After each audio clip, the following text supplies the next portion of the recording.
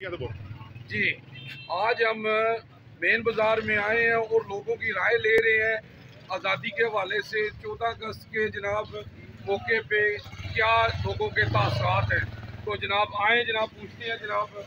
जी अस्सलाम वालेकुम सर, क्या नाम है थोड़ा सा? जी मेरा नाम साकिब साहब, तुम 14 अगस्त के हवाले नाल क्या कहना चाहते हो? मैं कहना चाहता वा कि माशाअल्लाह सानू 14 अगस्त का मौका मिले साढ़े वास्ते नेमत जी। ये अपने आप जो सारे मुसलमान भाई आपस में इतफाक ही रखन, ये बहुत बड़ी अल्लाह पाक की साडी नेमत है। तो उस हवाले नाल मैं गल करना चाह रहा वा कि बाकी है कि उन्होंने को पूछो जो कश्मीर वाले ने उन्होंने को राय पूछो भी कि सानू जिस तरह कुर्बानियां नाल सानू पाकिस्तान मिले है, ये खुशी भी है, ये साढ़े वास्ते नेमत भी है, बहुत बड़ी नेमत है। बहुत शुक्रिया जी। जी जनाब, जनाब इन्हों का मैसेज ये है कि जी आज़ादी है ये बड़ी वड्डी नेमत है जी, अल्लाह की बहुत वड्डी नेमत है।